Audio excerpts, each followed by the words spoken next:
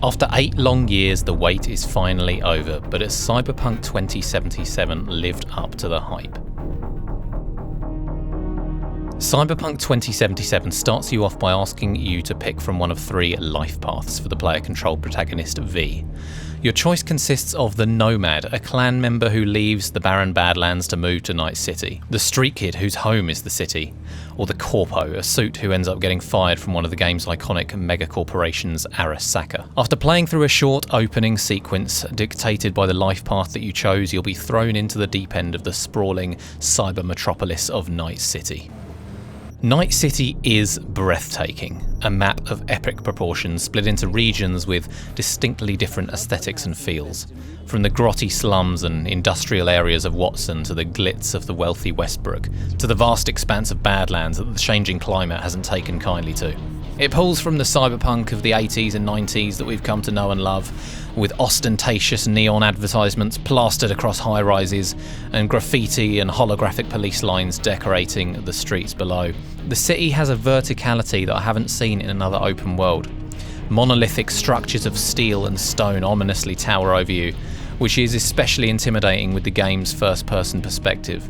Fast travel points are many, but I found myself rarely using them and opting to jack some poor Choomba's wheels and taking the scenic route instead. The city is dense with NPCs as well. On the higher NPC density settings on PC, the busier inner city areas will make you feel a little like Neo walking through the woman in the red dress training simulation in the Matrix. Unfortunately, the majority of these NPCs are equally as void of any life as the suited simulations from that very same scene, with most of them having nothing more to say than an unwarranted insult towards you, even the street vendors. Nevertheless, it's impressive what CD Projekt Red has done with Night City, and it's certainly one of the most memorable open worlds that I've had the pleasure of exploring. The main story, without spoiling too much, has V intrinsically tied with Johnny Silverhand, played by Keanu Reeves, after a heist for a cutting-edge biochip goes wrong. They find themselves reluctantly working together in order to survive, with Keanu cropping up every now and then to guide V or simply bicker with them. The quest takes around 20 hours to complete, short to some for an RPG, but you can easily double your playtime if you take part in the many side quests that the game offers. As you play, you'll be bombarded with cold calls from fixers offering you merc work, and the map is littered with icons offering violent distractions. The issue that I had with the main quest though isn't the length, it's the depth. The story ultimately plays it safe and seems to have been written in a way to capitalise on Keanu Reeves' presence, rather than to offer an intriguing branching story of conspiracy like we've come to expect with cyberpunk narratives. CDPR said that our life paths would mean something, and that while starting out as a novice we'd get to know the city and make a name for ourselves and be who we want to be. Unfortunately, it seems that they decided to cram all of that into a 2-minute montage cutscene that plays out when you first make it to the city. It feels like the story that they did tell could have fit perfectly as a DLC addition to the main story that allowed us to live through those 6 months that the montage had just told us had happened. Gameplay-wise, the shooting feels fantastic. The wide variety of weapons split into power, smart and tech categories are all a blast to handle. The guns have a visceral weight to them that feels better than most action RPGs that I can remember. Even the melee combat, while simplistic, is also a fun and viable option. You can also make use of your cybernetic augmentations, of course, in or out of combat to cripple enemy movement and vision, hack security cameras, or lay the smackdown with mono wires and retractable blades. You can opt to take the stealthy approach, and while rewarding when it works, is unfortunately often less viable than the all guns blazing approach. Enemy NPCs often stand idle in the way of objectives, slinging insults to each other. You can distract them by hacking nearby electronics, but NPCs rarely act in a way that you'd expect them to, or when they do, you're just one bug away from being caught out for no apparent reason. As you progress, you'll gain 2 forms of experience, XP and street cred. XP, as you might expect, enables you to level up and pick perks from a number of skill trees. Street cred acts as a wall to access certain weaponry and clothing. It's a nice idea, but it would have been nice to see street cred tied into how NPCs address and react to you, considering the ever-present desire for a rise to fame that V and his merc buddies hold. For the most part, the game looks pretty and runs smoothly. I've managed to keep a steady frame rate, albeit on medium to high settings with my now mid-range GPU, without sacrificing too much graphical fidelity. As you may have come to know, the game is very buggy. Random floating models, flying cars, even a couple of game-breaking bugs that required me to reload an earlier save. CDPR is very much aware of these issues, and hopefully in the coming months we'll be seeing less of this. Cyberpunk 2077's issues aren't just skin deep though.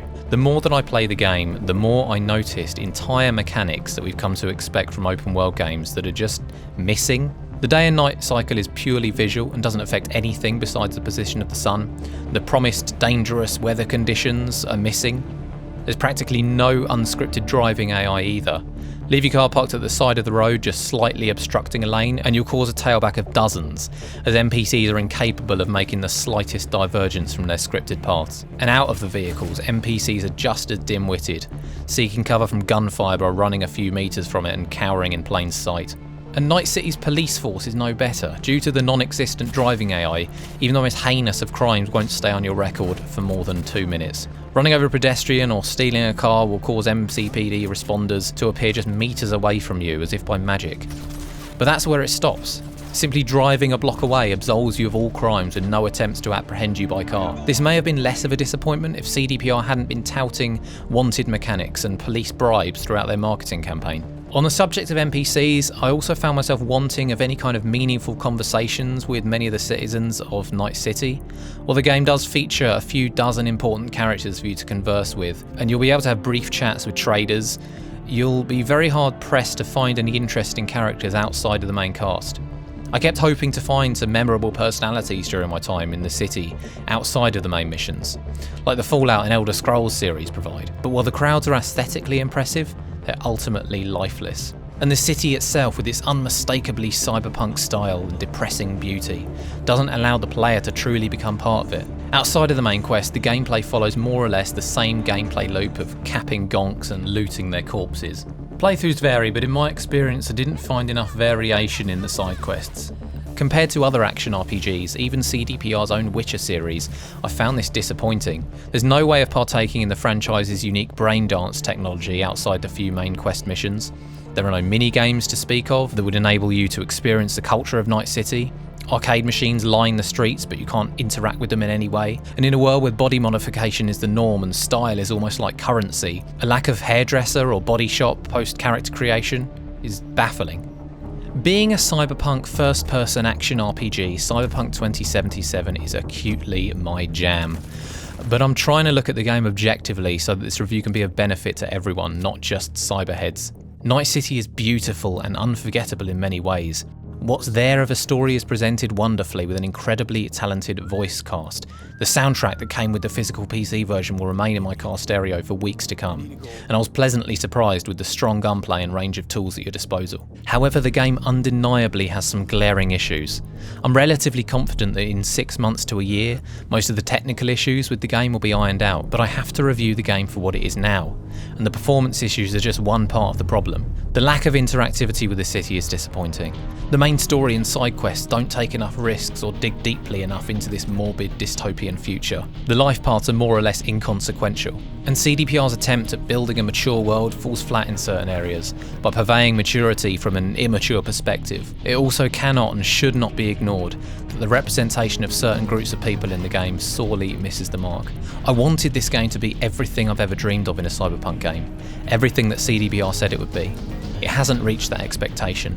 But what we did get is still a joy to play, and furthermore it paves the way for expansions, and judging by the record-breaking reception to the game, I imagine we'll be seeing a lot more Cyberpunk in the mainstream over the next few years. And with that, I'll say Cyberpunk 2077 is worth playing, but only if you're a cyber psycho. Cyberpunk 2077.